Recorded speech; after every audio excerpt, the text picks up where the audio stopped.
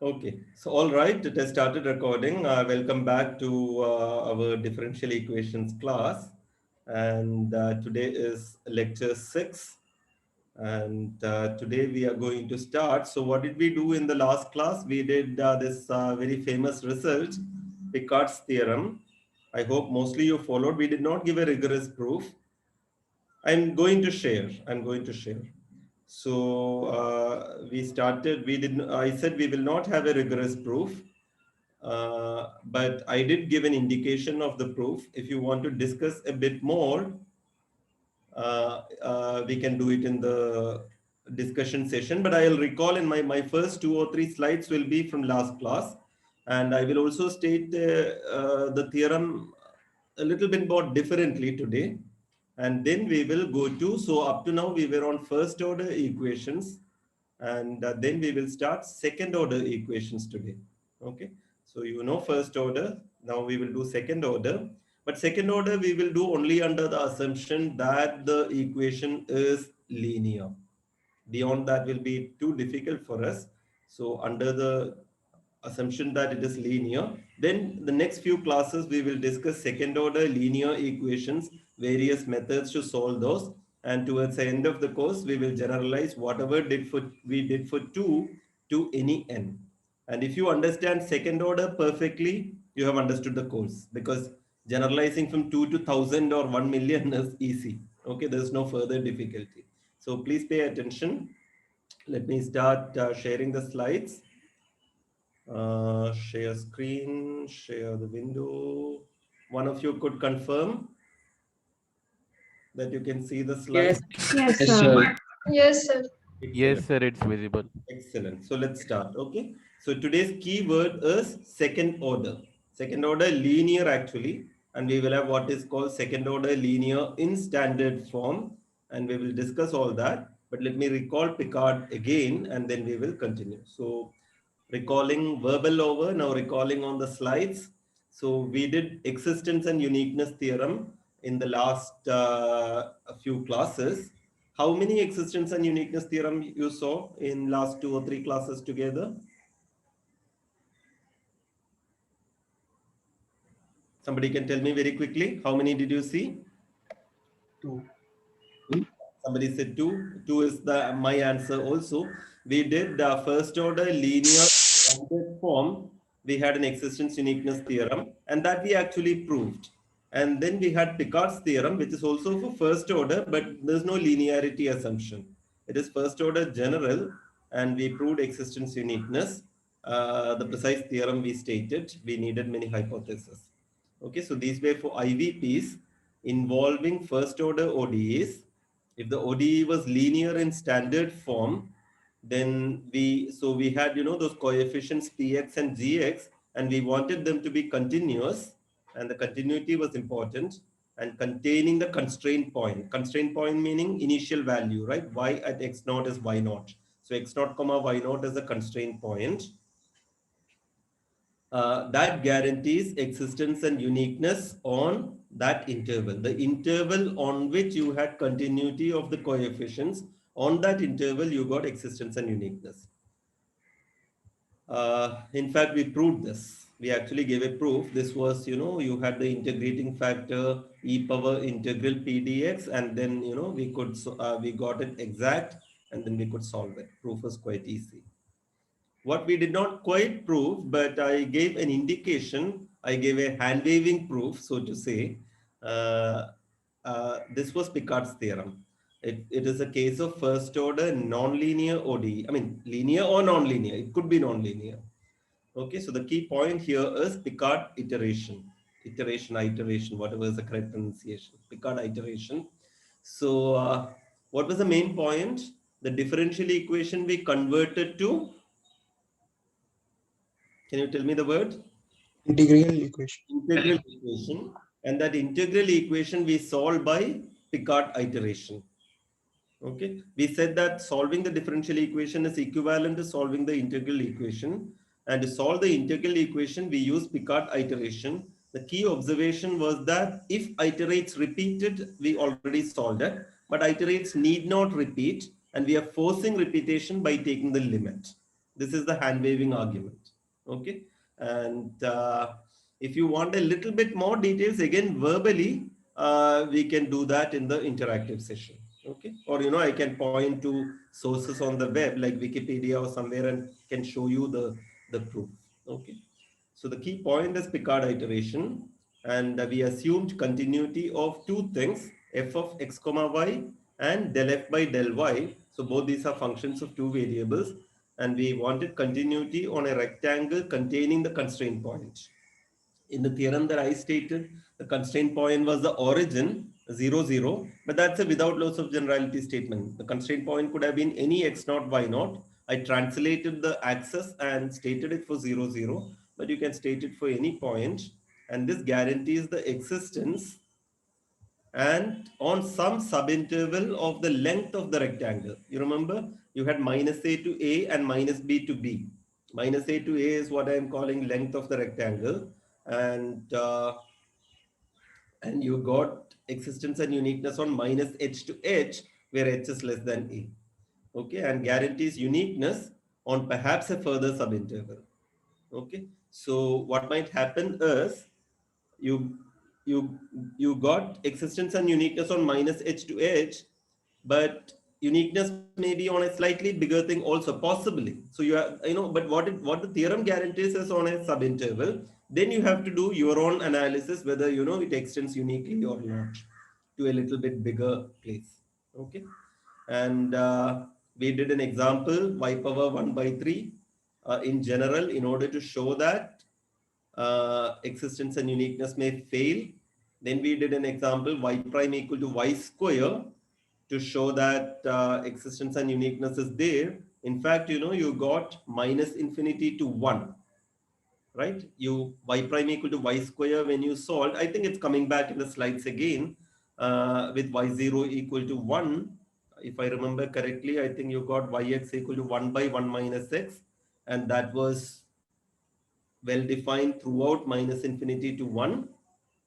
And there was the question of where do you get uniqueness? And I said uniqueness in the class. I said uniqueness is also there in minus infinity to 1. And in the interactive session for D2, I said, but that's not so clear, but it is there. So I might have confused you a little bit. So we can come back to that. So uniqueness is there, but how do you claim uniqueness? That question is still open. Still open in the sense, you can do it, but you need to think about it a little bit more. So we will do it again, and if necessary in the interactive session again. So we didn't approve Picard, but as I said, we got a feel for why a limit of the iterates will give existence, okay, under some conditions. And let's quickly recall how we got uniqueness. And this was the very last slide in the last lecture. So if phi and psi are two solutions, then both these satisfy the integral equations. This is exactly the last slide. I just copy pasted once again, and you got phi t minus psi t to be the integral of this difference with respect to ds. Okay? This is something that we did last time, and modulus of the integral is less than or equal to integral of the modulus. So you got this. And what was the crucial point now?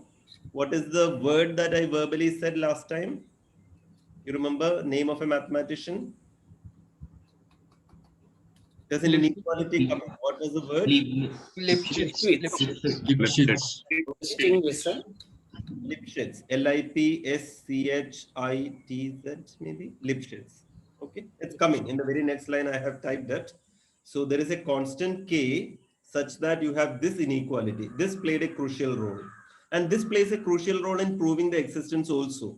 And this plays a crucial role in proving uniqueness also. Okay. And this we got because we assumed del f by del y is continuous.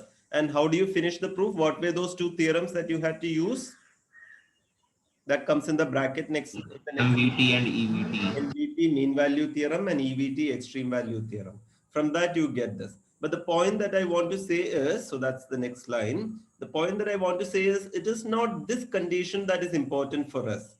It is this condition that is important for us. In order to prove both existence and uniqueness, It is this Lipschitz condition that you need. I threw in del f by del y is continuous in order to get Lipschitz condition. This is called Lipschitz continuity, okay, or Lipschitz condition. This is what is important. So we can restate our theorem, but let me finish the proof. So we took ut to be this, and because the integrand is positive, this is positive, and by fundamental theorem of calculus, u prime t is this. And how do you get u prime t is less than or equal to k ut? Because u prime t is ut is this, u prime t is this, and if you come back here, this is u prime t. Left hand side is u prime t. So u prime t is less than or equal to integral of this, but the integrand you have this inequality. So you integrate this inequality. So integral of this is less than or equal to k times integral of this, but integral of this is what you call ut. So you are getting u prime t, this is u prime t, less than or equal to this, which is integrate this, and less than or equal to k times integral of this, that is k times ut. So u prime t is less than or equal to k times ut, and then you can multiply with e power minus kt, and that's e power minus kt is non-negative. So this is less than or equal to 0, which gives you ut less than or equal to 0. So ut is positive, ut is negative, so ut is identically 0, and therefore u prime t is identically 0, and that means phi t is identically equal to psi t. This is how you got uniqueness. Okay. Sir, Yeah. what if in Picard's theorem, I mean, limit doesn't exist? It exists. It exists. Limit will exist. That's part of the theorem. Okay. That is part of the theorem. I did not rigorously prove why limit will exist, but it does exist. Okay. So if you want a bit more details, that's outside the syllabus, but I'm happy to discuss. Okay, but not in the lecture, maybe in the interactive session. It's strictly outside the syllabus. Okay, ask me again in the interactive session. Okay, so we gave a rough sketch of the Picard iteration method, which gives both existence and uniqueness in some subinterval containing the constraint point. Okay, so it's giving you in some subinterval. Okay, I can optimize and tell you what that interval is of the length of the rectangle in which both f and del f by del y both are given to be continuous.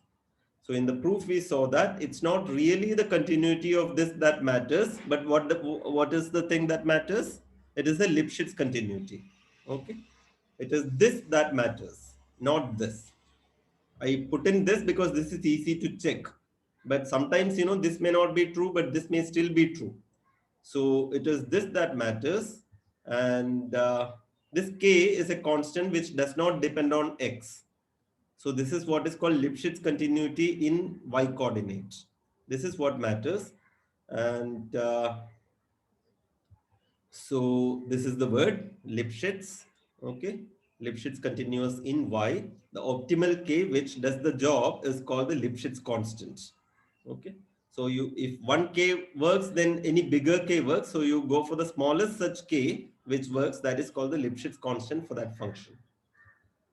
And Lipschitz continuity, of course, guarantees continuity. Why is that? Because suppose you have a one variable function, and if mod fx minus fy is less than or equal to k times mod x minus y throughout for any x and y in your interval, then of course you know that the function is continuous, because you have various definitions of the function being continuous. You can apply either the epsilon delta method, or you can see that if xn goes to x, then fxn goes to fx. All this you can check using the Lipschitz condition. So Lipschitz continuity does imply continuity.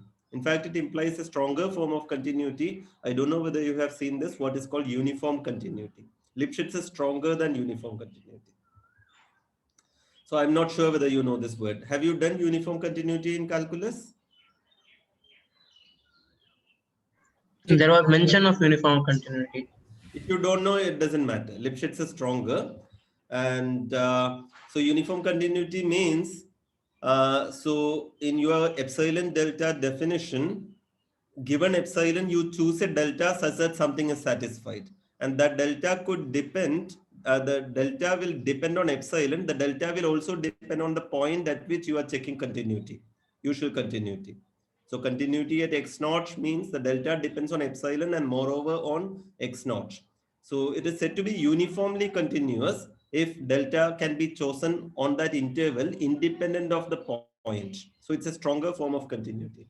And Lipschitz continuity actually guarantees uniform continuity. So it's even stronger. Okay. Now you should know, whenever you have a definition, you should know basic examples of certain functions which are Lipschitz continuous and certain functions which are not Lipschitz continuous. Already you know many examples which are Lipschitz continuous. Why do you know that? Because using MVT and EVT, you have already proved that if derivative is continuous or derivative is bounded is enough. If derivative is bounded, then it's Lipschitz continuous.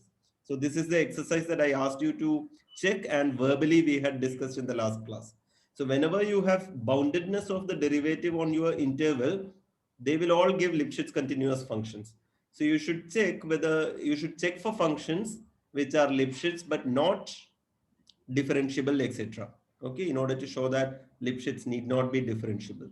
So you think about it, and maybe in the interactive session we can discuss a bit more. Okay, so you should know some number of examples because it's a new concept that you have learned right now, just now. Okay, now I am stating this theorem, slightly better version, because now I am telling you what is that H is. Okay, I'm calling it alpha, and I'm guaranteeing, you know, so in my previous result, I said there is an x naught minus h, comma, x naught plus h, where existence and uniqueness is guaranteed. Now I'm giving you a formula for that h. Okay, so what is the statement? Y prime is f of xy, y of x naught is y naught, and R is a rectangle containing x naught, y naught. Okay, so in fact, I have written it symmetrically around x naught, y naught. There is an A such that x is between x naught minus A and x naught plus A, y is between y naught minus B and y naught plus B. And what are the conditions? F is continuous on R, and del F by del Y being continuous on R, I am changing to boundedness. Okay, so that you can apply extreme value theorem.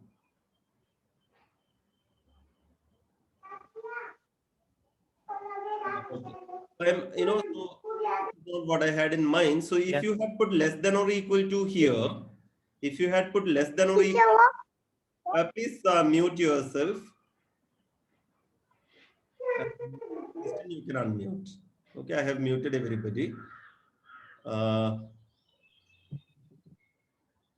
Yeah.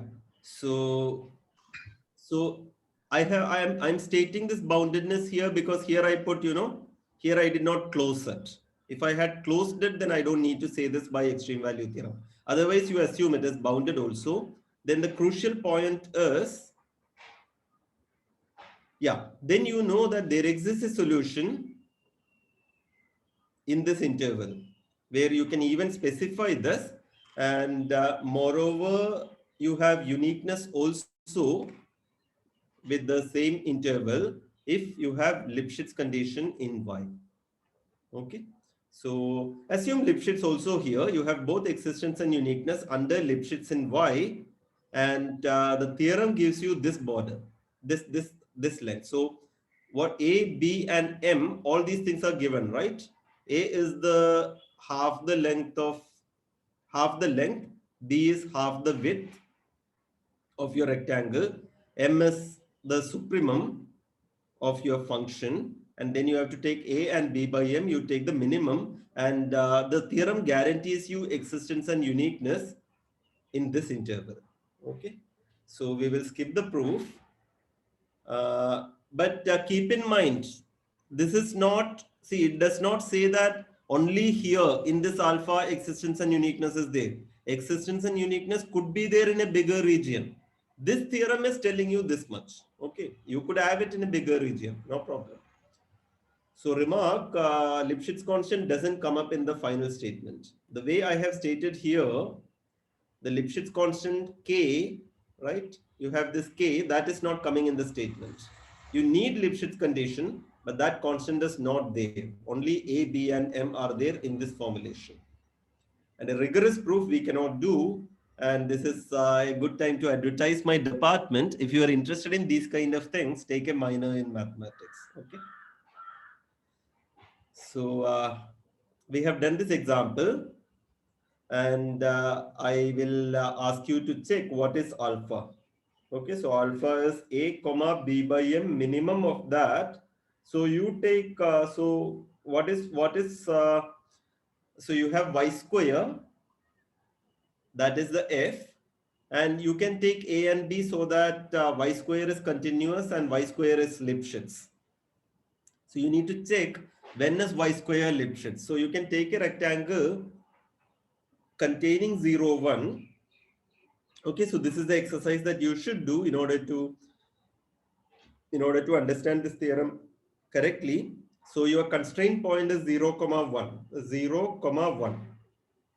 Okay, and you can take a small rectangle around 0, 1, and you can ask whether y square is continuous, and either del f by del y is continuous, or you can ask whether y square is Lipschitz.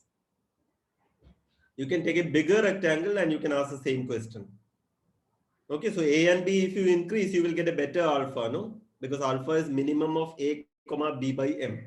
So by increasing A and B, you will get a better alpha. So, so you can, of course, you have to worry about M also, but by increasing, you will get better alpha. You have to optimize by looking at A, B, and M. And you can ask whether you can take a bigger rectangle, even bigger rectangle, but you will see that you cannot take bigger and bigger and bigger rectangles. You can check. Okay, so we can discuss maybe in the interactive session if you can't do it yourself, but you will be able to do it yourself. So here your answer was 1 by 1 minus x, and the theorem is going to tell you an interval in which it guarantees existence and uniqueness, but you can check that uniqueness is there in a bigger interval than what the theorem guarantees. So the point is, theorem will give you one answer, but that need not be the optimal answer. Optimal answer you may have to analyze using common sense and using other things that you have at your hand, at your disposal. Okay, that's what I wanted to stress. Now we are coming to the topic of today's lecture, which is second order linear ordinary differential equations. So it's a very easy topic, because today I'm not introducing methods of solving it, which I will start tomorrow. Tomorrow meaning next class, Monday. But some concepts are involved. Some linear algebra is involved. Pay close attention, and so that if you understand this very, very well, later when we do nth order differential equations, it will be very easy for you. Okay. So now that we are sort of comfortable with first order differential equations, both linear and non-linear, because Picard's theorem was for non-linear, we will step up the difficulty level, right? In my first lecture, there was this philosophy slide where I said that systematically we should attack, and then we said we have two notions of difficulty. One is the order, and one is the question linear or non-linear. Linear is easy, non-linear is difficult. If order is small, it is supposed to be easier. So we have done first order, both linear and non-linear. Now we will take up second order and linear, because non-linear will be complicated. So second order linear differential equations, and it will look like this: a2x d square y by dx square plus a1x dy by dx plus a0xy equal to gx, where aix are arbitrary functions, and it will look like this. And now if you are making the coefficient, if the leading coefficient is normalized to be 1, then what would be my terminology? We will call this a second order linear ODE. Can you complete the sentence? In standard form. In standard form. Okay. In standard form. So there's no formula to find all the solutions of such an ODE. In the first order standard form, we had a formula, right? Using e power integral pdx, we had a formula. Here there's no formula, but we will have an existence uniqueness theorem, and we will roughly know how many solutions are there. Okay. and that's what we are going to cover. So if Rx is identically 0 in this equation, if Rx is right hand side is identically 0, maybe some of you remember what will we call such an equation? Homogeneous. Homogeneous. Homogeneous. It will be called second order linear ODE, homogeneous ODE in standard form. So this is called homogeneous. So this is homogeneous. Otherwise, it's called non-homogeneous. This usage is the usage in 106. When you had a linear system of equations, AX equal to B, matrix A times a column matrix X equal to column matrix B. If the column matrix B was the zero matrix, then you called it a homogeneous system of linear equations. So in that spirit. An initial value problem will be a differential equation together with initial values, right? In first order, what was the initial value? Y at x naught equal to y naught. What do you think initial value will be in second order? How many initial values will be, initial conditions will be there? In first Derivative along with the y. what will be the shape? Will it be at 2 points or will it be at 1 point? 1 At point. 1 point. Plus the derivative and 1 point and 1 derivative. Yes, 1 point and 1 derivative. Okay, that is what is called an initial value problem. You could have posed the question in terms of 2 points using the function, but that's another problem. Okay, we are going to discuss this problem. So initial value problem is a second order homogeneous linear differential equation in standard form, and you have a constraint point x naught. You have a constraint point x naught where the initial values are prescribed like this. Y at x naught is A and y prime at x naught is B. With this, we are going to have a existence uniqueness theorem. Okay, Sir? Px and Qx, yeah. So we assume g of x equal to 0 here.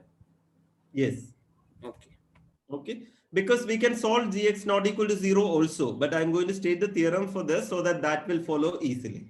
Okay, homogeneous is useful in order to do the theory, and we will also have questions where gx is not 0.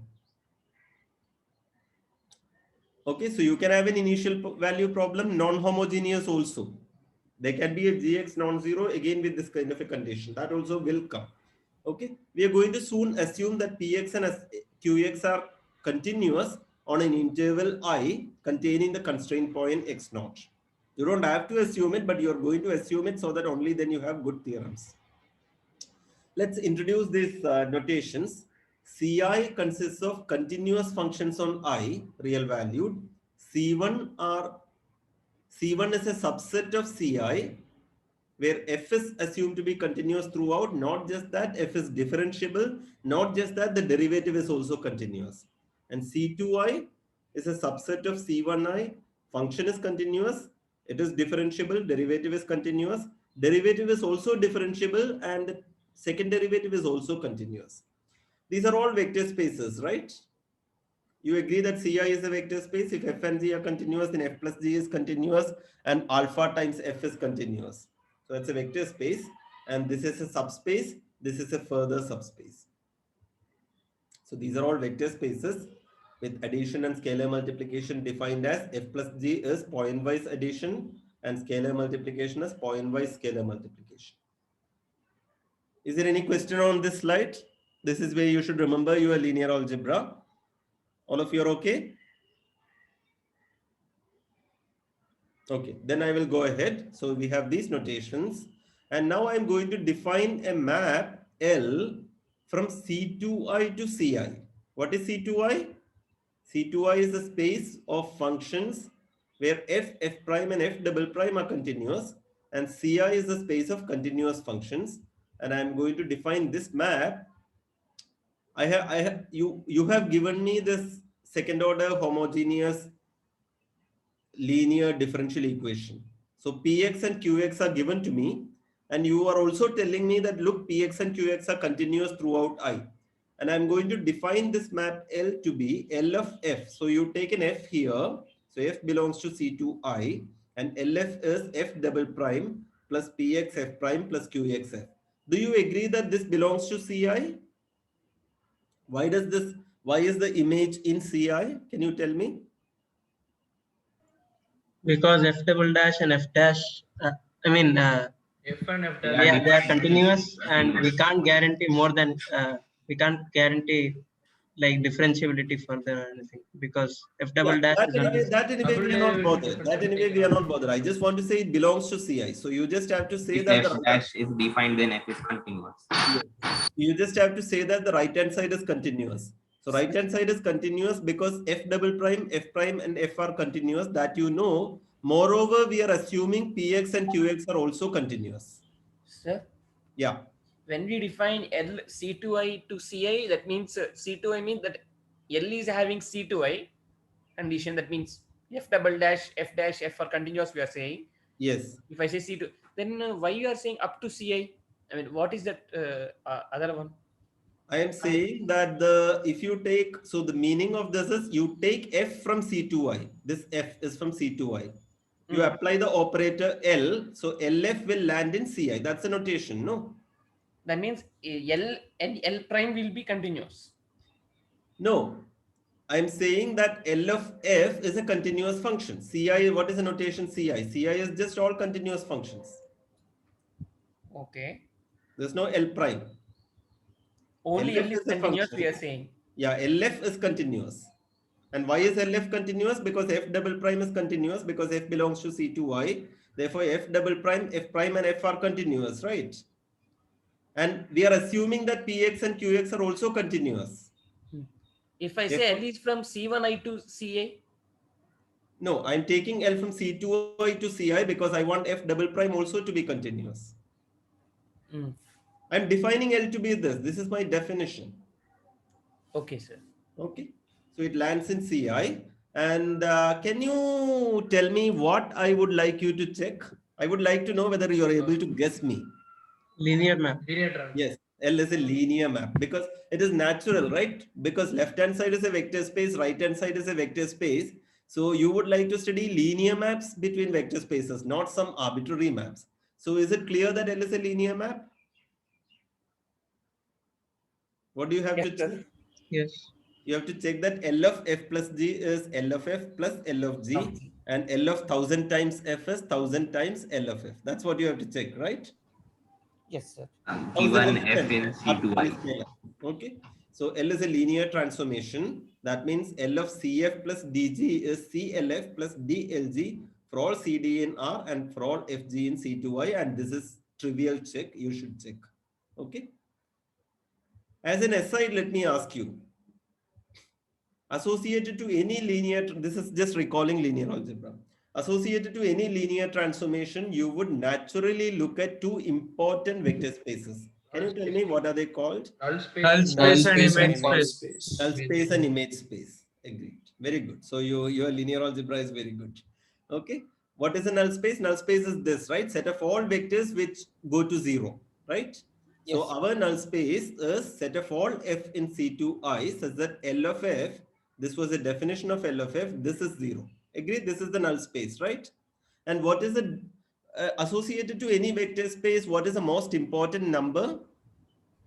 dimension. Dimension. I And mean, what is the dimension of the null space called? Nullity. And what is the dimension of the image space called? Rank. Rank. And how are they connected? Rank nullity Plus nullity is equal to L. Total That's one, of dimension. the, that's one of the most important results that you would have done in linear algebra, the rank nullity theorem. Okay, so recall all those things. So this is NL, and that means what? NL consists of what? NL consists of solutions of this differential equation. Y double prime plus px y prime plus qx y equal to 0. These solutions are exactly the members of the null space. Agreed, no? By definition. Okay. So what's the most important thing associated with vector space? You have already told me the dimension. And we would like to know what is the dimension of the null space of this linear operator. What is your guess? Order. Yeah, so what is the order here? 2. 2. Okay, so your guess is correct. And why do you guess? 2 2 degrees of freedom probably. Yeah, in some sense, 2 degrees of freedom. In any way, you know, on the slide, if you see a second order equation and you know that the dimension is a number and the only natural number that you see on the slide is 2, right? Because it's a second order equation. Okay, I meant something like that only, nothing rigorous. So what's your guess? 2, and you have given me some answer. And that's a theorem. So what you have guessed is actually a theorem. It requires a proof. And I don't think we can prove it right now. So we will not prove it. And so can you tell me the theorem statement? The theorem that I'm going to state now. Dimension of Dimension of null space is order equal of to Yeah. the order of L of the equal to Proper statement will be, the proper statement will be, suppose y double prime plus pxy prime plus qxy equal to 0 is a second order linear homogeneous differential equation where px and qx are given to be continuous and y at x naught equal to a and y prime x naught. No, I don't need initial value here. This is only about differential equation. So y double prime plus pxy plus pxy prime plus qxy equal to 0 is a second order homogeneous linear differential equation where px and qx are given to be continuous on an interval I. Okay, then the dimension of the null space of L, the dimension of the space of solutions is 2. It is equal to the order of the ODE. Now tell me, when we are going to do nth order linear differential equations in standard form, homogeneous, what will be the dimension theorem there? N. Okay, so I'm telling you nth order also right now. Okay, that will be stated later, much later. The dimension will be n. So consider a second order linear DE. Sir? Yeah. Sir, here what is the dimension of the vector space? Then Vector space is infinite dimensional. CI is infinite dimensional. So then dimension of image space, what will be? You tell me if this is the thing. CI is infinite dimensional. C2I is also infinite dimensional. You tell me what should be the image of, what is your guess? What will be the image of, what will be the dimension of the image? If this is your map. It will also What be is your infinite. guess? I think it will be also infinite. Since we change F, they'll get new values again, new Correct, things. correct. Absolutely. That will also be infinite dimensional. Then your rank plus nullity equal to nothing will hold nothing. And like Yeah, that. yeah. So that also can be rigorously proved, though I assume that the rank nullity theorem that you proved in linear algebra may be only for finite dimensional spaces, but a similar thing is true. That also tells you it will be infinite dimensional. But the point is, from rank nullity, you cannot conclude that the nullity is 2. That is a crucial point. The most important part here is nullity is 2.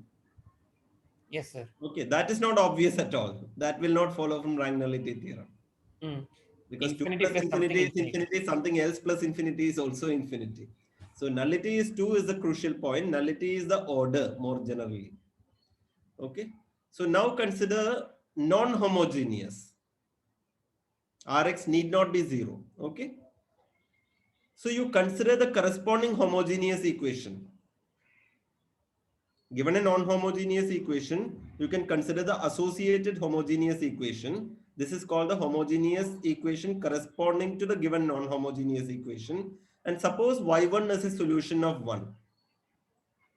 y1 is a solution of the non-homogeneous equation. And y2 is a solution of the homogeneous equation. Can you tell me something about solutions of this? y1 plus y2 will be solution of the y1 plus solution of y1 plus y2 is also a solution of 1. You agree this? This is obvious. y1 plus y2 is also a solution of 1. Agree, no? Yes, sir. Yes, sir. And a similar problem you would have done in your tutorial sheet also, but even otherwise, this is obvious because you can just substitute. If you substitute y1 plus y2 here, you will get y1 double prime plus px y1 prime plus qx y1, but that you know equal to rx plus y2 double prime plus px y2 prime plus qx y2, which is 0. So the right hand side is rx plus 0, which is rx. So that's also a solution. So you have answered this question why. So that means in order to solve for non-homogeneous things, you will solve the homogeneous thing. You will get the general solution for this. because you know that there are two linearly independent solutions, dimension 2. So you will get C1 Y1 plus C2 Y2. Suppose you know Y1 comma Y2 is a basis for NL, then any solution will be of the form C1 Y1 plus C2 Y2. You agree? Because dimension is 2, right? Yes. Therefore, there will be two linearly independent solutions. Suppose you have a method in finding these two linearly independent solutions, call it Y1 and Y2. Then the general solution will be of the form C1 Y1 plus C2 Y2, where C1 and C2 are constants, arbitrary constants. And if you find one solution of this, let us say let us say F is one solution of this, then what will be an arbitrary, a general solution of this? C1 Y1 plus C2 Y2 plus F. Clear? If there is a solution of this, then that minus, and if F is one particular solution, then any general solution minus F will be a solution of this. And that can be written as C1 Y1 plus C2 Y2. Therefore, any solution can be written as F plus C1 Y1 plus C2 Y2. Is it okay? So that's how. Sir, Yeah. So you are saying that the non-homogeneous equation will have a solution space of dimension 3. You cannot talk about dimension, because dimension of a is only solution for, space. you cannot talk about solution space, because solutions will not form a space. Space meaning vector space, right? Sir, how is C1 Y1 plus a solution of this equation? See, if Y1 is a solution, see, any solution of this will be of the form C1 Y1 plus C2 Y2, where Y1 and Y2 are two linearly independent solutions of this equation, highlighted equation. You agree? Yes, sir. Yeah. Now, suppose you know F is one solution of this, which you have solved by some method. I don't know how you solved it. What is the solution? F. F is one solution of equation number 1. Somehow you have got the solution. Yes, sir. Okay. Now you would like to know what are all the solutions of 1. Okay, sir. Okay. Now suppose y is an arbitrary solution of 1. You consider the function y minus f. Because y is a solution of the highlighted equation, you can see the blue color, no, highlighted part.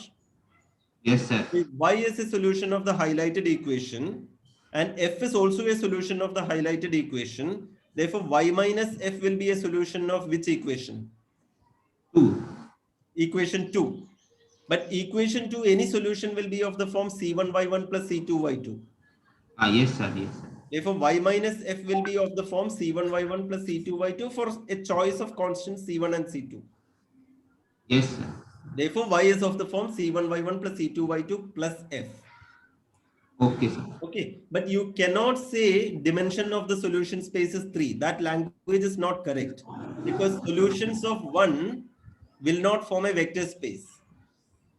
If you have two solutions of this, if y1 is a solution of this and y2 is a solution of this, then y1 plus y2 is not a solution of 1. y1 plus y2 is a solution of which equation? Can you tell me?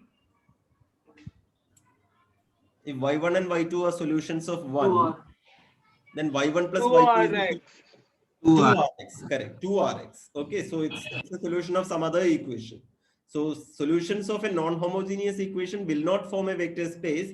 So the word dimension is not appropriate.